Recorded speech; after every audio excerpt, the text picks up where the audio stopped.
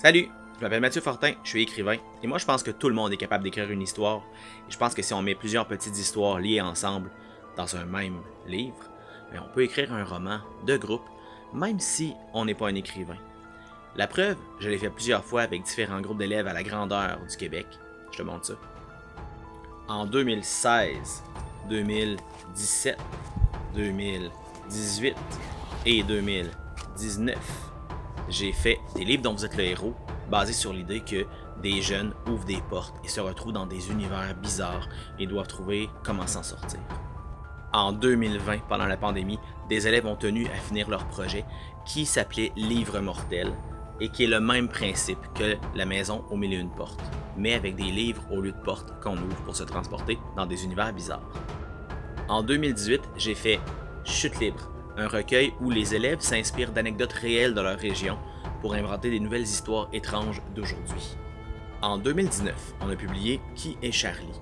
Charlie, c'est un personnage imaginaire, imaginé par les élèves, et dans le livre, en fait, ces élèves-là, c'est comme s'ils avaient subi une expérimentation qui leur fait halluciner un personnage appelé Charlie, et chacun des élèves raconte la relation de son personnage avec ce Charlie-là, qui est un peu mystérieux, qui est un peu étrange, et ça donne un recueil où on se demande vraiment qui est Charlie.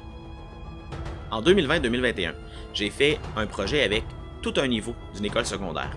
On a travaillé sur la fin du monde. En fait, chacun des élèves écrivait un texte qui se déroulait dans une fin du monde où un personnage se fait demander par un vagabond de retrouver des objets pour régler la fin du monde. Fin du monde qui pouvait prendre différentes formes, comme une guerre nucléaire, après un virus, des zombies, des monstres qui apparaissent.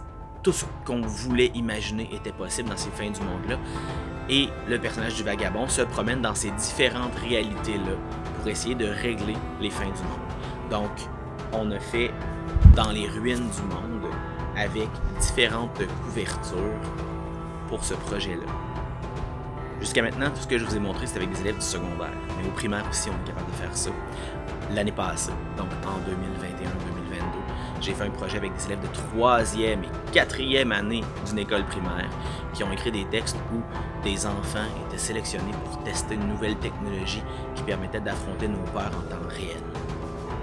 Même si nos peurs sont un peu étranges, comme des monstres cachés en dessous du lit, par exemple. Et ça donne Affronte tes peurs, qu'on a fait avec 4 classes, donc avec des couvertures de 4 couleurs différentes. Cette année, j'en fais d'autres projets comme ça. Et si jamais ça t'intéresse dans ta classe, que tu sois prof ou élève, écris-moi, on pourra prévoir ça pour l'an prochain. Bye bye!